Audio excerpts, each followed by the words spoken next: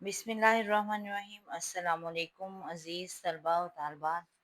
9th class आपकी गज़ल number 3 Nasir Kazmi की जो है उसकी तशरीह ख़त्म हो चुकी है।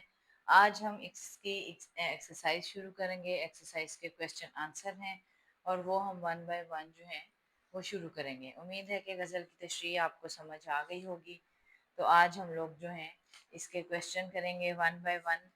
सबसे पहले आप नासिर काज़मी का नाम लिखेंगे, मश्क लिखेंगे, सवालात जवाबात की हेडिंग देंगे और उसके बाद हम फर्स्ट क्वेश्चन जो है वो लिखेंगे। फर्स्ट क्वेश्चन है कि शायर ने हर हाल में ज़िंदगी को कैसा करार दिया है। तो क्योंकि हम लोगों ने इसकी हेडिंग डालनी है तो हेडिंग देंगे ज़िंदगी को करार दिया। शायर ने हर गम और खुशी के मौका पर अपने दोस्त, अपने महबूब को ही जिंदगी करार दिया है, क्योंकि उसकी हर खुशी और गम महबूब से वाबस्ता है। सेकंड क्वेश्चन है, शायर ने आफतों के दौर में चैन की घड़ी किसे कहा है। तो सेकंड क्वेश्चन हम पढ़ेंगे, चैन की घड़ी।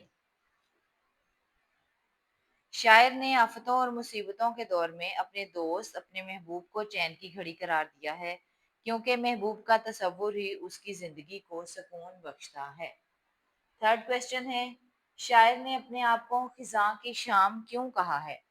तो क्वेश्चन नंबर 3 लिखकर उसके बाद हम हेडिंग देंगे खिजां की शाम।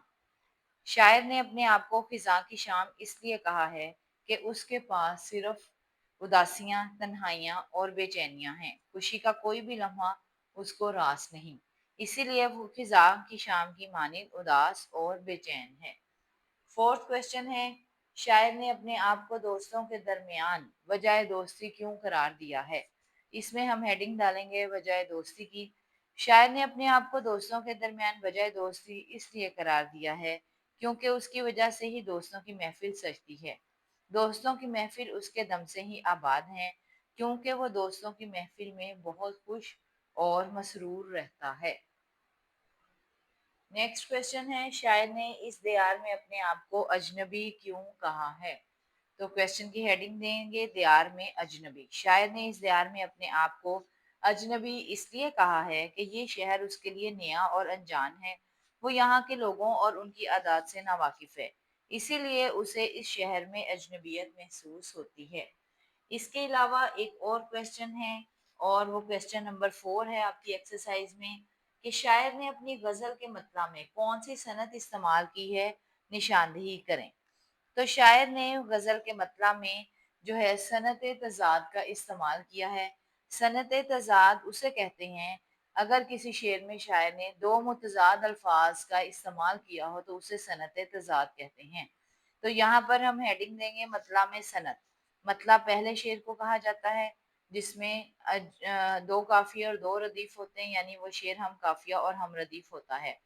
ऐसा शेर जिसमें दो मुतजाद अल्फाज का इस्तेमाल किया गया हो उसे सनत तजाद कहते हैं।